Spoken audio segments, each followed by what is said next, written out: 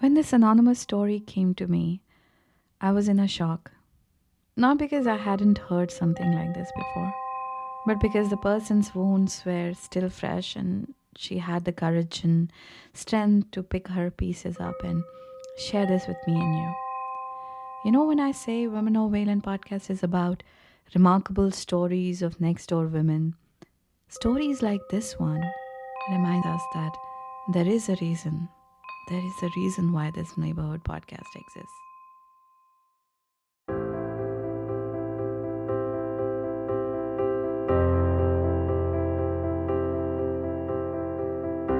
Hello and welcome to Women of Wayland podcast. This is Yamini, your host, and we are meeting after a small gap with yet another anonymous story. This year has been unprecedented in so many ways. Lives were lost, businesses had to shut down, human touch became elusive. In short, life as we know it came to a screeching halt. Everyone is scared. They're still scared. There's minimal human interaction. Imagine not being able to see your own family who may even be living in the same town. Imagine losing loved ones at the hands of the coronavirus. You couldn't give them that last hug, last few words of comfort. How devastating this time has been for all. And to imagine being betrayed by the most important person in your life under these circumstances. Imagine being in that pain. And also imagine that loneliness that you got because you couldn't see anybody. You couldn't cry. You couldn't go for a in-person therapy or find someone who could help you get back on your feet. How hard that must be. How hard. The trauma is real.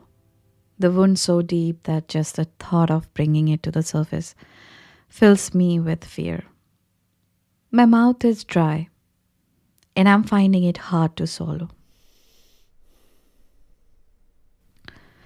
I need to take a couple of deep breaths, look around at my surroundings, and remind myself where I am today. I'm safe. I feel stronger. And yes, I'm okay. Okay is fine. It's the start of getting back to a normal life again.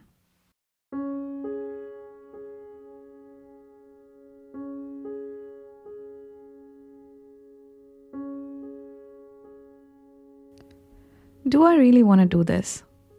Do I really want to go back to one of the darkest, most painful time in my life?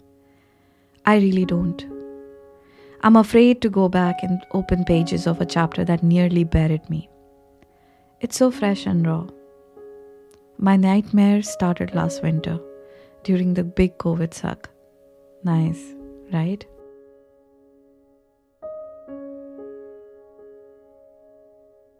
January 2020. We celebrated our 20th anniversary in Paris. We spent an entire romantic week together, holding hands, making love, planning our future, and reminiscing about more than 2 decades of special moments together. I repeatedly found myself asking, is this real? Real or not, it felt amazing.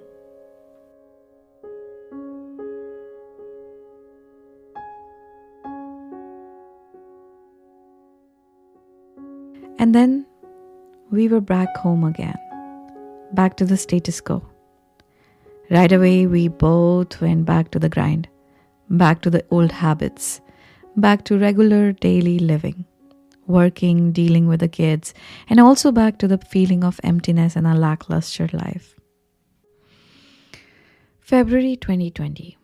It's Valentine's Day, and quite randomly, I find his laptop open.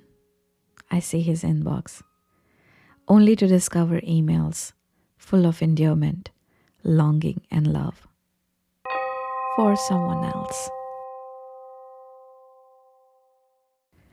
And then I go through them in a state of shock and panic. To make matters worse, I find emails my husband had sent to this woman during and after our trip to Paris. Emails probably written to her after the walk we took by the river scene. Emails written after he made love to me in the balcony overlooking the alley of Paris.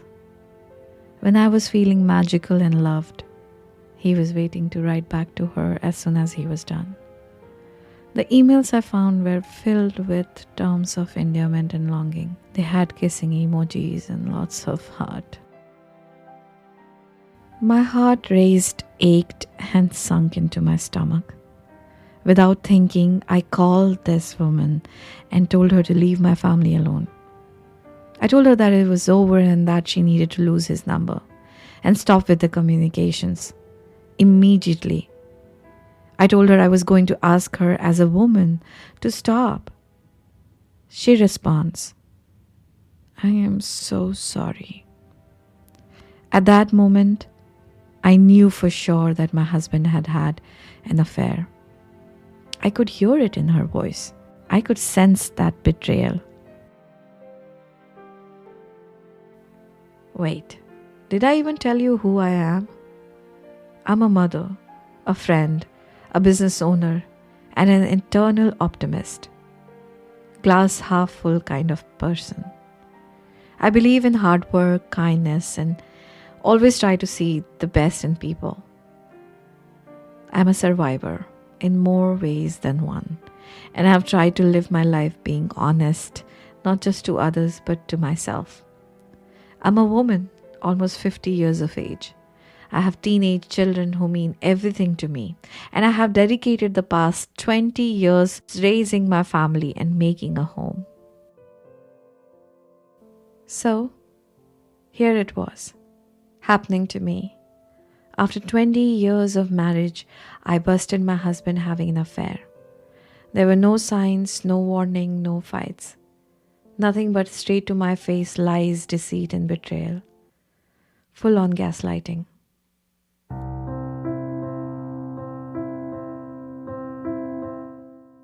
I had no idea how those emails and what I discovered that day were going to change my life forever. I sincerely thought we could work things out. I believe we could get help and figure out what went wrong and what led him to seek out the affection of another woman. I thought the life we had shared together for more than 2 decades was solid, strong, and everlasting.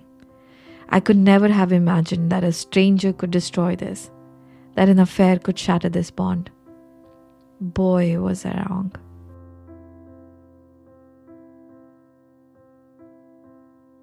In the beginning, the pain and confusion was unbearable. It felt like death. But worse because the rejection, shame, and betrayal added to the sense of loss and grief. I certainly grieved. But now when I look back, I see how I did go through those 5 stages of the grieving process. Denial, anger, bargaining, depression, and acceptance. In the initial days, after he moved out, I felt, frozen.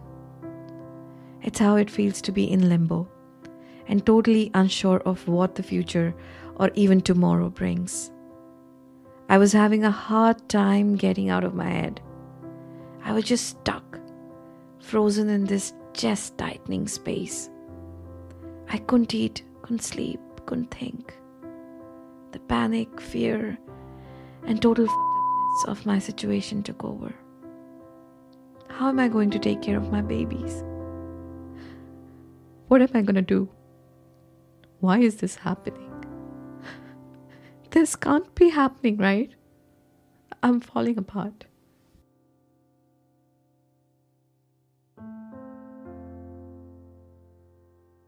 He will never know that I wake up in the middle of the night calling out his name. He will never know when the door opens, I wait to hear his voice. He will never know that the first thing I do in the morning and the last thing I do at night is check my phone to see if there's a text, an email, or a voicemail saying, "I'm sorry, I miss you, hello," anything. He'll never know that the rain, The beautiful sound of the rain pains me now. This can't be happening to me. How do you get past all this? How is it possible for me to feel safe, confident, happy? I'm so tired of feeling sad and sick of feeling afraid. My mind plays tricks on me and confuses independence with separation. I should need him with such desperation. I remember trying to bargain. I remember feeling like a teenage girl again in the midst of a major breakup. I was so out of control, so terrible. I would tell myself when and if we ever get to a place where trust and honesty lie, buried deep beneath years of lies, hurt and fear, I would tell him that I fed his sickness and he fed mine. I would tell him that he took advantage of my weakness and I allowed it. I would tell him that I could never forgive myself if I were ever to go back to the ugliness we pulled out of one another. At one point, I even started to hate who I had become. I needed to fight back and move on, knowing that I had no control over how he feels for me. I knew I could only control how I feel about myself and what I do with my life. It's time to dig deep and get stronger, I used to tell myself. Not just mentally, but physically. I just reminded myself, he lied to you, cheated on you, and betrayed your trust. He never said he was unhappy in our marriage. He never asked for anything to change. He sat on the couch, miserable and stoned for years.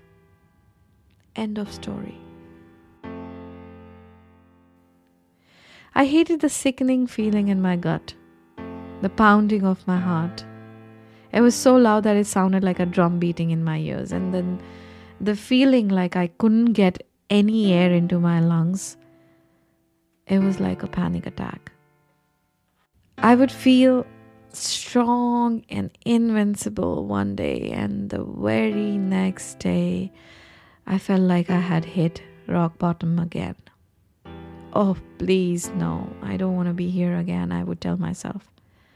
I remember that he left me and ran into the arms and bed of his lover. And I stayed in my bed alone. After I took my husband in, yes, I did. My kids were scared, confused, and hurt. The second time he left, there were more communication on his part with his lover. More lying and yes, more gaslighting. My kids were angry and didn't want him back in the house. They didn't want to see him, talk to him, or hear anything about him. They shut down completely. What the fuck was I doing? How desperate was I? Imagine this. It's the middle of the night. I'm driving over to his place. I bang on the door. He opens it. Before I knew it, I was on my knees, pleading, crying, begging him to tell me he still loves me. I threw myself on him and gave him all of me, too much of me. I did this even after all the anger welled up inside of me, and I felt darkness all around. I did this after all the immense pain and suffering he caused me. The third and the final time, I asked him to leave. My kids told me that if I let him come back, they would leave. They took over everything at the house and started taking care of me, because at that time I was incapable of taking care of myself or of dealing with the situation. I knew right then and there was no going back. Choosing my boys was easy, and it was the only option. I'm not worried about what kind of example my husband set for my kids, because I know I raised them right. But I know that these scars, they'll remain etched in their memories and their psyche for life. There were lots of days that threw me back to a fetal position. Days where I didn't want to get up, days where I wanted to smash the windows of the car, days where I thought I could use a drink or 10, even though it was only 9 a.m. There were days of panic, days of fear, days of complete darkness. But then there were also days of light, days of hope, feeling strong, and even days of love.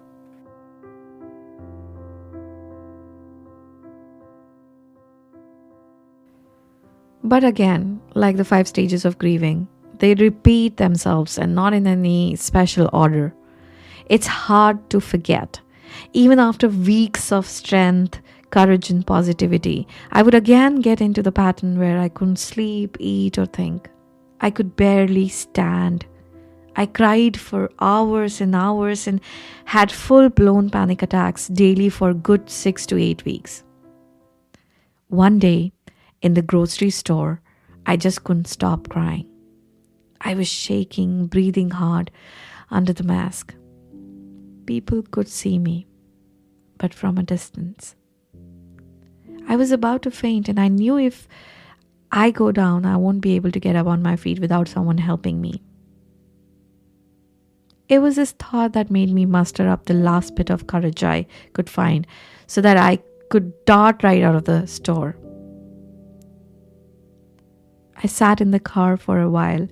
I used the time to sit and breathe, using the paper bag someone had given me and suggested I use it if I ever started to panic. It was brutal.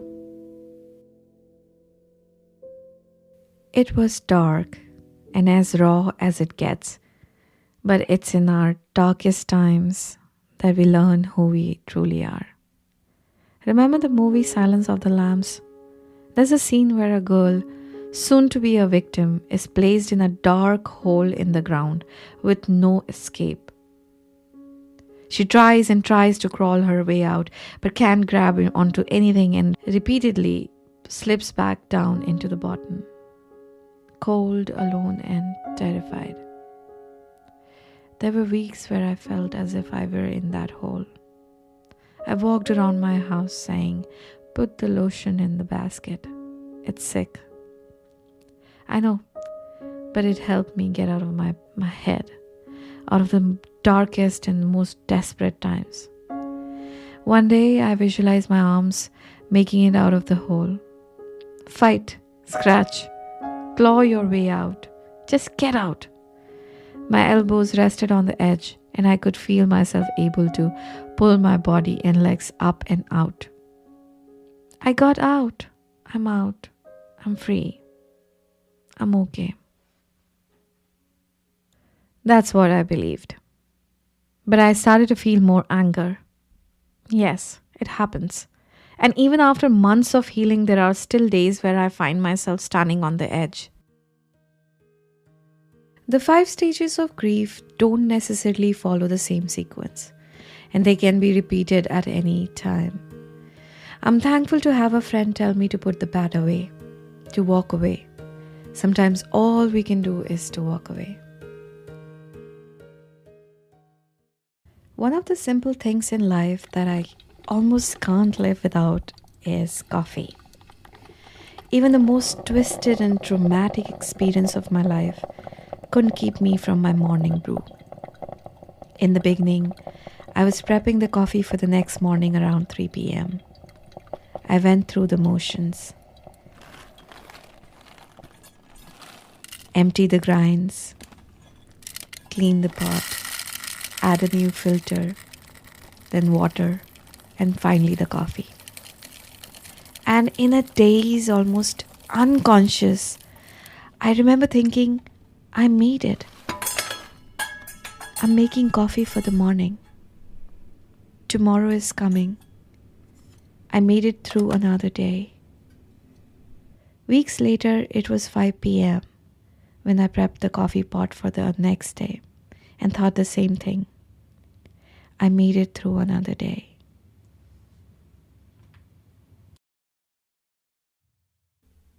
And then one day, driving in the car, windows down, fresh, clean, crisp air blowing on my skin, and the colors of fall reminded me that I was once again seeing in color. I was thankful and grateful for that day. I planned to make the most of it. I was feeling so solid.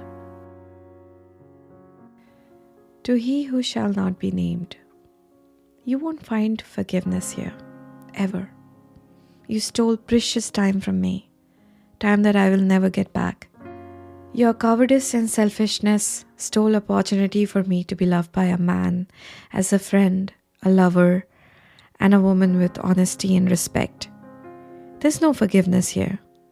I've walked away and the universe has a much better plan for me. That's all I really want to say about him right now, and I won't waste another breath on her. This isn't about him. It's about me. It's about you. Maybe you're listening, hurting right now, and wondering if you can recover and make it to the other side. It's about friendships, family, love, strength, empowerment, faith, hope, and the absolute need to keep going.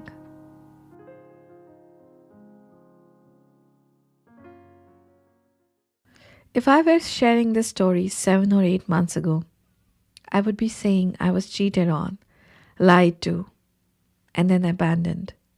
I would be saying my husband completely blindsided me. He tapped out and left us for a tramp, a whore, a woman with no values, no moral compass, nothing but the space between her legs. I would tell you that this can't be happening. Something is wrong. Fast forward to today, and I'm here to tell you a different story. I'm a middle-aged woman who, like so many others, is starting over. My husband didn't leave me, I left him. I've chosen to move on to give myself and my children a life full of love, light, trust, and honor. No looking back. I choose me. Beautiful, strong, and loving women and men saved me. I could never have gotten through this without my people.